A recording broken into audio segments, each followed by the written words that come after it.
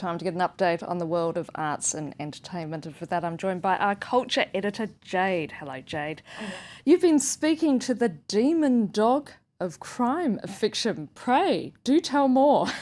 Well, that's actually what American author James Elroy dubs himself. He's certainly not one to hold back on singing his own praises, let me tell you, but probably with good reason. He's been writing for more than 20 years and he's penned some bestsellers, including LA Confidential and The Black Dahlia, both of which were, of course, turned into blockbuster movies as well.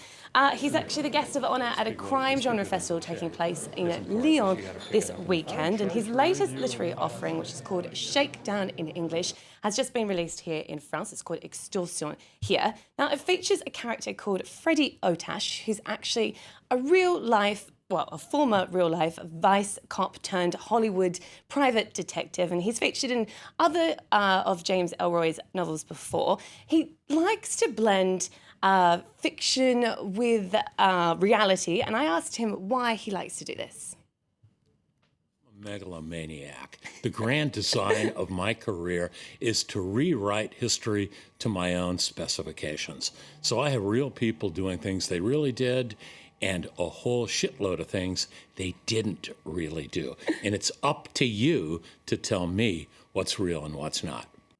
We can catch that full interview at 17:15 Paris time. Let me tell you, he was pretty entertaining, so you don't want to miss that. I've already had the producer in my ear saying she's going to watch it. So, okay, all right. Well, from a writer that's fixated on the past to a dance troupe that's modernising an old style. And there's a little bit of Australiana connected to this one. Just for you, Annette, and for you. Yeah. Australians Unite. This is, of course, Tap Dogs, who I'm sure you remember. They've been tapping around for some 20 years now. They're actually performing here in Paris at the Folies Bergère Theatre until the April the 13th. Now, the secret to their success, perhaps, and their longevity is because they, like you say, they really modernise this kind of style of dance that was once perhaps associated with, men in top hats and that sort of thing. But they bring a real high energy to their performance. You see them doing things like tapping away on ladders or upside down, jumping through scaffolding, and they bring a steelworks construction site to the set. So that's where it all takes place. Carl Brown gives us a behind-the-scenes peek now. Replacing the formal wear of yesteryear are the work boots and freestyle of a new generation of tap dancers for whom no surface is out of bounds. Unlike the tap dancing of the 1940s and 50s, the Tap Dogs have transformed the conventional stage into an industrial work site where the Australian troupe dances on wood, metal, and even a ceiling.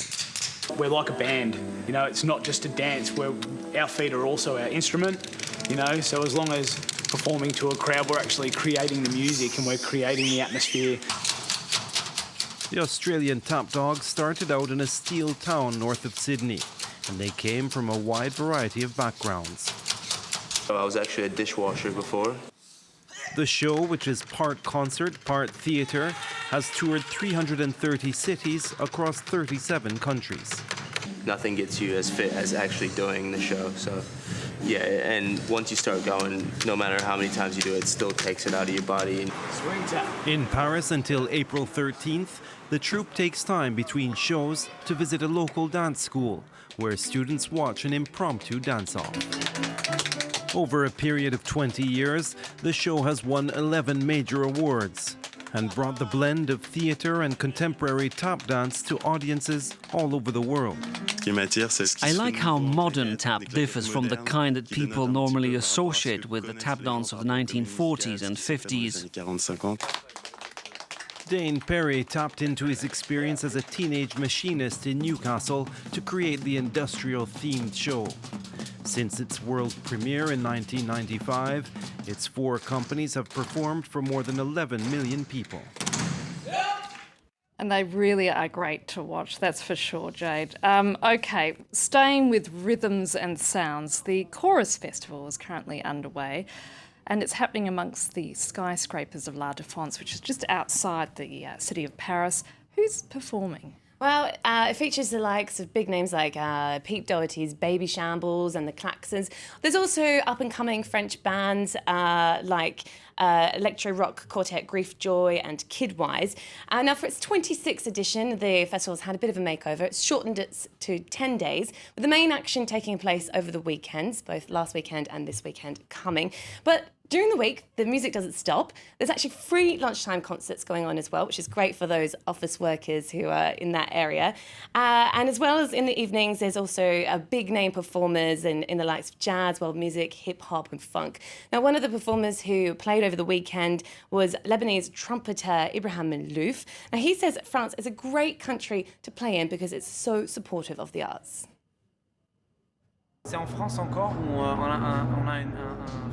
In France, there's a lot of respect for jazz and the mix of jazz with other music.